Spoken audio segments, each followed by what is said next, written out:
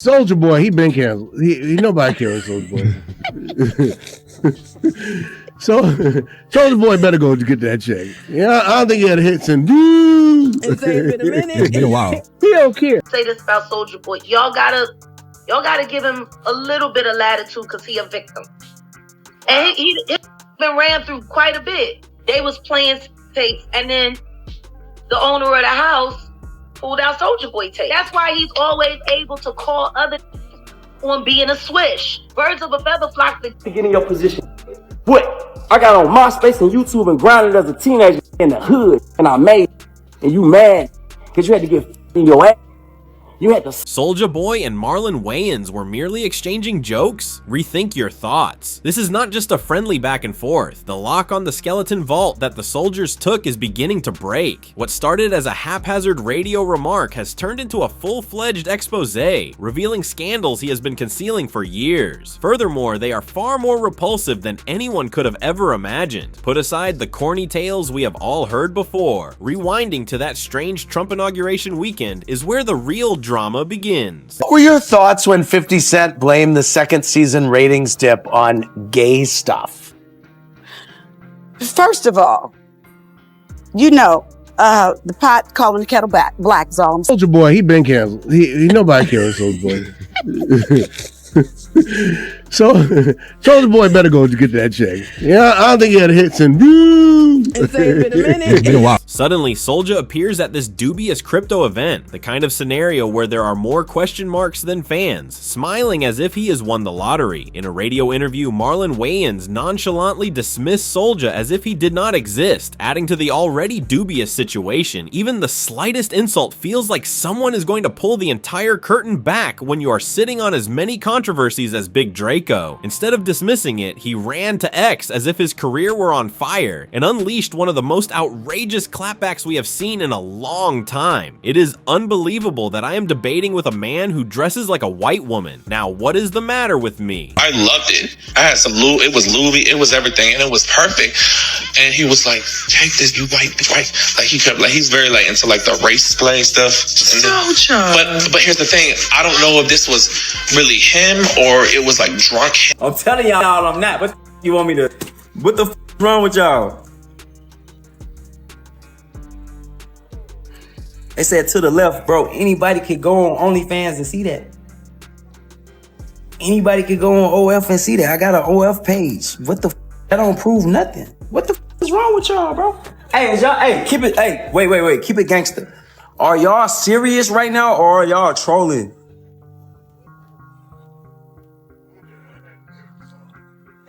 Y'all serious? Oh, y'all dead. Okay. On my life, God strike me down, send me to hell right now. On my soul, on everything I love, that dude is lying. I could die right now today. God strike me down. I'll put it on my life. I put it on my life, a soul. I put it on my heartbeat, bro.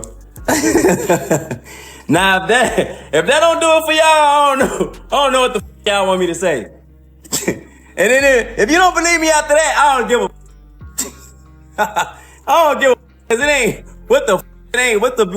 what's the big deal? What? Soulja had the shot, but Marlon is an experienced player. The man has been making fun of people for longer than Soulja has even been well known. And when he clapped back, he targeted Soulja's alleged street persona directly, rather than merely making jokes. The fissures began to appear at that point. What were your thoughts when 50 Cent blamed the second season ratings dip on gay stuff?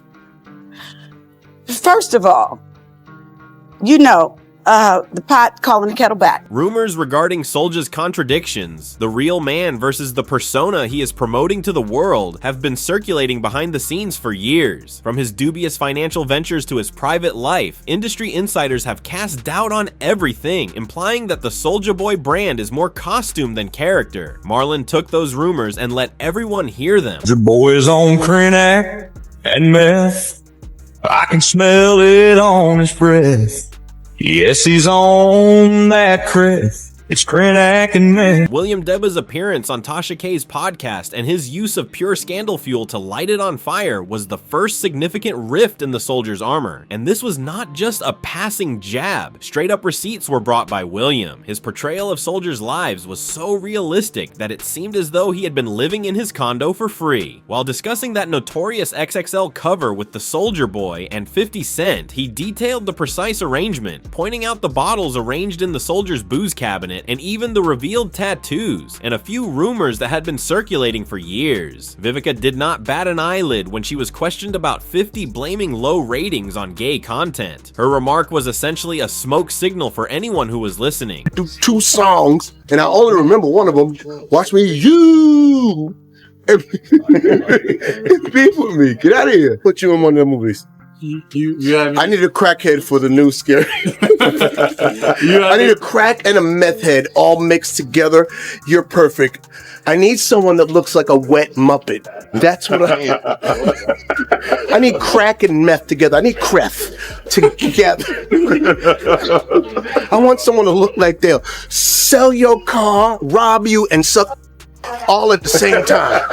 Soulja Boy. Alternatively, when someone skirts the issue like that in Hollywood lingo, it is code for the phrase, I am hinting at something considerably bigger than I can express out loud. And with Soulja, things quickly began to make sense. Vivica did more than just criticize. She essentially informed everyone that she was aware of the true situation, and believe me when I say that Vivica is no novice. She has enough experience to see what is really going on behind every velvet curtain. Therefore, the beef did not merely heat up, it immediately went into demolition mode when you connected her history of giving clues to Soulja's violent outburst over Marlon's innocuous remark, which went from calm to full-on attack in a matter of seconds. You heard correctly, Marlon released a country diss single out of the blue, a diss track for the country. The entire atmosphere changed from "this is messy" to "well, it is over" as soon as it was posted online. I could smell the meth and CAC on Soulja Boy's breath when he rapped in the song. Yes, it is CAC, and he is on Chris.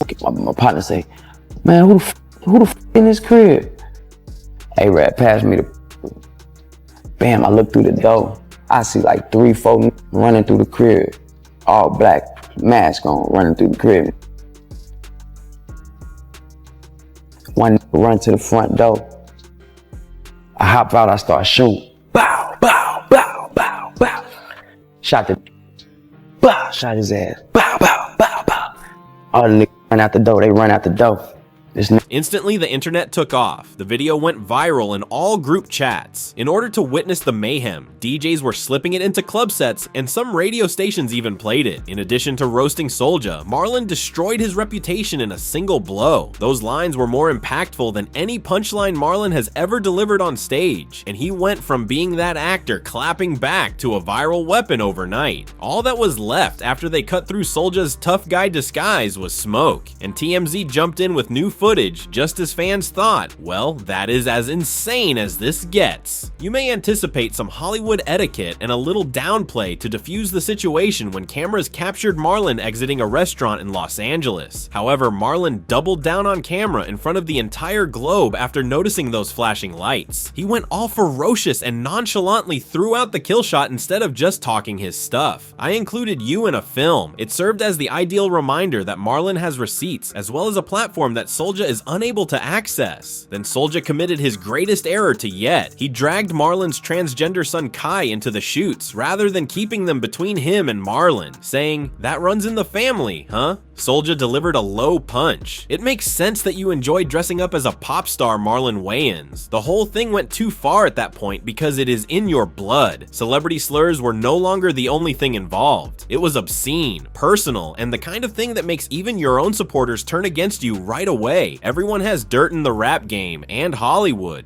They simply keep pounding until you give them the ideal pretext to stop. Additionally, Soulja essentially gave Marlon the green light to go nuclear by pursuing Kai. lie, and those skeletons did not simply appear when Marlon took the initiative. They stormed from Soulja's closet, dancing in front of the entire internet. This is how it is set up. It was meant to be a slick, ostentatious album celebration. It is the type of evening where Soulja is the undisputed boss, the cameras roll, and the champagne pops. However, it veered off course and became more akin to a late-night criminal thriller. When masked attackers in Soulja's rendition stormed his crib, he was forced to perform like a real-life action hero. A messier story is told by those who were close to the situation and by some who were present. There are rumors that the events of that night could ruin Soulja's polished hero tale, and that it was not just a random break-in.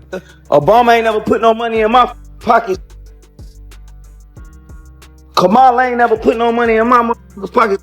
Trump put money. However, Droop's interpretation completely reverses the situation. There were no random invaders at all. He said he was a member of Soulja's own label together with his team. Why? Because they said they heard one of their songs blasting earlier that night at Soulja's own album release party, but with Soulja's verse put on top. Nothing, no payment, no authorization, no credit. This is when things become more complicated. Additionally, they were creating content, choreographing his performances, and even developing his stage character from the bottom up. However, Droop claims that after months of effort, the altercation over the stolen track quickly escalated from tense to explosive. He claims that he confronted Soulja directly and asked for explanations, and he lost his temper when the excuses began to fly. Even in his own mansion, Droop says he slapped Soulja twice. Droop claims that at that moment, Soulja grabbed a gun and squeezed the trigger. This is where the plot takes a detour though. Droop claims that rather than falling right away, he staggered outside, reached a waiting automobile, and was taken to the hospital. It was not relief that awaited him when he awoke. He had handcuffs on his wrists and the steel was chilly. It turns out that Soulja had already phoned the police and locked in his version of events while Droop was struggling for his life. Furthermore, Droop was not a label mate in Soulja's rendition. He was an invader with a weapon. That one action completely changed the course of events, putting Droop at risk of a 25-year sentence after being charged with attempted robbery. The contradictions, however, are the most dubious aspect. Soulja said in his initial police statement that 5 masked individuals broke into his house. Inexplicably, that number later fell to 3. The sort of mistakes that leave you wondering if the story changed to suit the circumstances or to keep the storyteller safe. It did not end there either. Additionally, the description of the purported weaponry was constantly changing. It was heavy artillery first, then all of a sudden there were only handguns. Because of how many contradictions there were, Droop would eventually make his move. Brian Steele, the formidable lawyer representing Young Thug, was called in by him. Steele did not waste any time. Before the prosecution's story crumbled under its own weight, he tore through the case, taking away the lack of concrete proof. Droop soon received a 1-year sentence, of which he had already completed 9 months in prison. The major twist, though, is that AAB, Soulja's own former right-hand guy, actually intervened and supported Droop's story. His voice apparently trembled when he talked about that masked visitor, implying that whatever happened that night left wounds, despite the fact that Soulja and AAB had not been close for years. However, the streets, they are still unable to agree on who is being completely honest. The worst part is still to come. Droop's narrative is not a singular instance. A number of artists that have collaborated with Soulja share the same unsettling story. They claim that he entices people with flashy promises, publicity, production deals, and money, but nothing happens after they had worked hard. Not even a thank you, no credit, no payment, simply ignoring them and making excuses while the effort they put in, the beats, the hooks, the choreography, magically appears with Soulja's name on it, leaving the true creators behind. Additionally, once you begin to make connections, remember the Trump inauguration weekend crypto stunt in which Soulja essentially acknowledged that he is only answerable to whoever hands him the fattest check. No commitment, no long-term goals, only slick flexes and fast grabs. When everything is considered, it is clear why Marlon's roast was so devastating. He was drawing attention to the pattern rather than merely making jokes about Soulja, the incessant paradoxes and the fixation on obtaining first-to-do labels rather than working hard to create something genuine, a career made up more of catchphrases than real content, and the internet shared his laughter, and that is precisely why Soulja went into a panic. But occasionally, I go too far. Let us get back to the TV series and music. I love you all. An unsaid code exists. Until someone crosses that invisible threshold, some subjects, family members, and personal experiences remain taboo. After that, the season is open. And Soulja did not simply go too far when he made the transphobic remark about Marlon's son Kai. It is okay if I lose you. Because of this, the LGBTQ+ community supported Marlon as if it were a championship bout. They witnessed a father defending his child from someone attempting to use identification as a cheap joke, and that type of camaraderie can transform a PR nightmare into a victory that defines a career in Hollywood, where reputations can change drastically in an instant. Protect Kai became popular in a matter of hours, and Soulja's brand partnerships were literally disappearing in real time. The businesses he boasted about collaborating with abruptly vanished. No shoutouts, no merch drops, no reposts. Additionally, money speaks loudly in this industry. The message, Soulja, we are good on you. Marlon, meanwhile, was not holding back. His initial public reaction was a fatal shooting. For this kind of slander, Soulja Boy might lose his job if he had one. Fortunately, he has not been in the news since 2007. The internet burst out laughing at that alone. He did not stop there, though. He used a second post to twist the knife. With a flex emoji to top it off, my child still has bigger chest than you after having top surgery. Within a few hours, it received 2 million likes. Marlon's resume is self-evident. From white chicks to In Living Color to a stand-up career that continues to sell out theaters, he has established an unstoppable empire. However, Soulja continues to try to stretch crank it as if it were 2007, supporting himself with flimsy business ventures that seem more and more phony every day. Nothing, no defense, no covert likes, no reposts, and that type of silence is deafening in Hollywood. The fallout was swift. Before the week was out, 3 significant sponsors withdrew their support, and Soulja's streaming ratings plummeted. Now, every statistic he used to boast about serves as a stark reminder of how swiftly things can change. Marlon's stock, however, has never been greater. This conflict became much more than just a comedy against rap contest when Marlon was inducted into the NAACP Image Awards Hall of Fame the same week Soulja's business was failing. It turned into a public reminder of who is protected, of who is respected, and who is left in a bind when the industry throws you out. Marlon is not merely taking his bragging rights with him. According to reports, he is receiving proposals from large studios for projects that are LGBTQ+ centered, and his social media presence is exploding. Soulja may have been the first to market rap music online during the MySpace era, but in 2025, he was completely outperformed, outwitted, and outsmarted by someone who was an expert at using new media. Marlon precisely escalated rather than merely reacting. New studio deals, and induction into the NAACP Hall of Fame, a larger platform than ever before, and Marlon stacking W after W Soulja, the internet that once made him merely flipped the switch and took him down, leaving him standing in the ruins with his closet bare and visible to everyone. All of the skeletons he attempted to conceal are now visible, and rumors have it that there are yet more skeletons lurking around, waiting for the ideal opportunity to surface. The upcoming chapter might be an even more outrageous show if the past few weeks are any indication. We are grateful to everyone who has supported us along this wild ride filled with scandals, murky dealings, and roasts so savage they could cut through glass. Round 2 might make this one seem mild if this is only the first chapter of the Soulja vs. Marlon story. Let me know in the comments if you think Soulja's career is over, or if Big Draco can make a comeback before you dip. Press the subscribe button, like, and share this video.